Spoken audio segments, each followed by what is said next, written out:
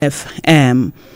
I am Inga Samuel, as rightly put by Dorcas, and it's always an interesting moment for me to spend time with you. Tuesday's edition of Good Morning Plateau is sponsored by the Nigeria Medical Association Plateau State Branch, and that means that we get to talk about health issues. And this morning, I have a doctor in the house as always. We would be looking at something that is often people shy away from talking about. Yes, so this morning we would open that topic for discussion this morning. So while I was growing up, I remember I had a grand uncle who grew old without a child, and they had just him and his wife. And everywhere in the village, it was assumed that the woman could not, get pregnant. Until when I grew up, I now realized that it's not always the woman's fault. It's sometimes the other gender's fault. So this morning, we are going to look at male infertility. Yes, yeah. And I'm sure you would say, yes, this is interesting. Yes, it is interesting because we oftentimes are silent about discussing that. And we want to break the silence on male infertility this morning.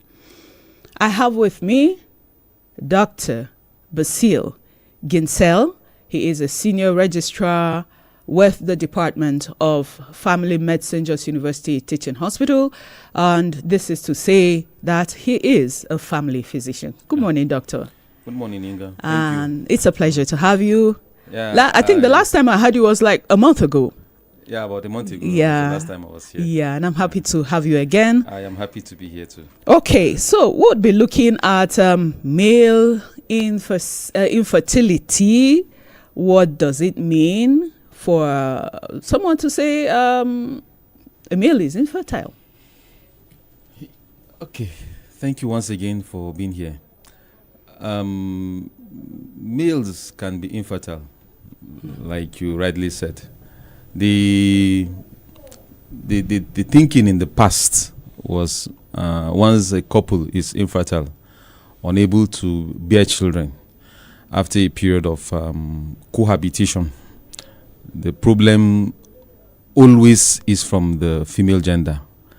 But advances in science, in medicine, and with the bulk and the volume of information available at the disposal of the society today, has dispelled that myth that the female gender is always responsible for the infertility the couple is experiencing.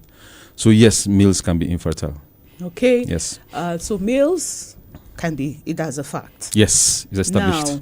Now, how is it different from erectile problems or low libido? Is it the same? Okay.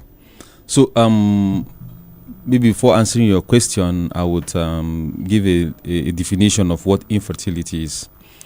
Infertility is the inability, in simple language, so that our viewers can grasp the discussion this morning, is the inability of a couple, biologically speaking now, male and female. You're smiling because I'm sure you're aware that some other genders are coming up. Yeah, but the biological male, yes, the biological male and female, as from creation, as from birth. So the inability of a couple, biologically male and female, to achieve a pregnancy after at least living together for at least 12 months. There are some other definitions that I don't think fits this our audience, and then some terms that would sound too jargon. So let's leave it at that. The inability of a couple to achieve a pregnancy after living together for at least 12 months. Okay. So that's the definition of infertility. Now, having that in mind, the couple, sometimes we see when they present to the hospital after interviewing them, what we call clerking, after interacting with them, after examining them, after subjecting them to, after giving them a series of investigations to do, laboratory tests now, and these are also inclusive of medical imaging, like ultrasound scans and x-rays. We are able to establish whether the male partner has the challenge or the female partner has the challenge. And in some instances, we see both the male and the female in the relationship, in the union, having a challenge. So, infertility, we've defined it, and then we're able to also establish that the problem can be from the male, the problem can be from the female, and in some unfortunate instances, we see both the male and the female, the husband and wife, having the challenge.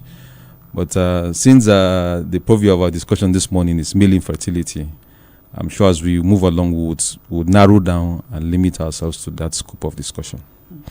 And yes, I asked what's the difference between erectile problems or low libido. So the infertility is a broad term is a broad term for an umbrella term for a number of things that come in that fall under it.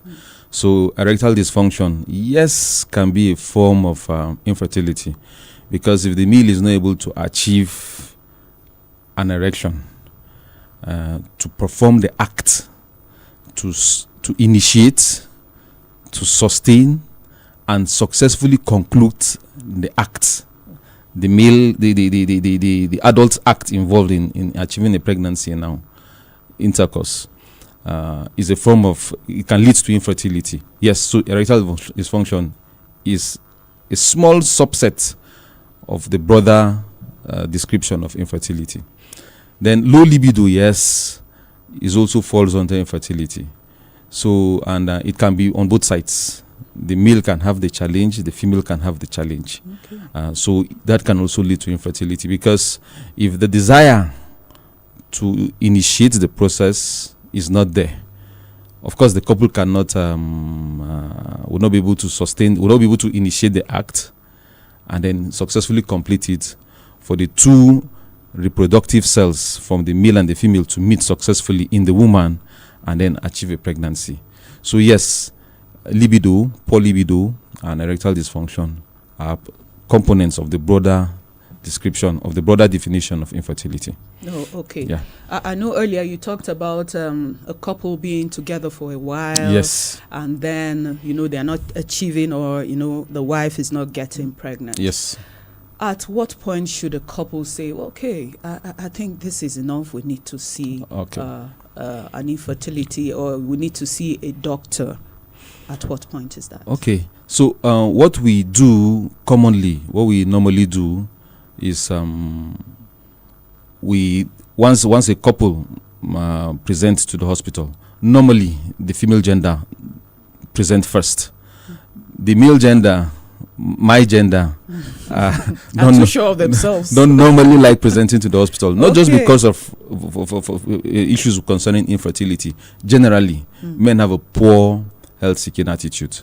Women do have a better health-seeking behavior than men. So when the women present, we interview them, we interact with them, and find out what the challenge is concerning the infertility. And some couples have, because of the nature of life today, the busy nature of life, they are married. There is harmony and everything, but they are living apart. Probably the husband is working in town A, the wife is in town Z. They don't get to meet frequently. to initiate the process for a pregnancy to happen. So we say they should have been living together for at least 12 months. They should have been involved in the act that would cause a pregnancy to happen for at least 3 times a week. So at least 3 times a week, that translates to like 12 times a month. So times 12, that's about 144 times. So it should have happened at least 144 times for a pregnancy to happen. So anything less than this, would only talk with them, teach them how to go and do this. Sometimes it may be not even be a challenge. It may just be the distance apart between these two couples.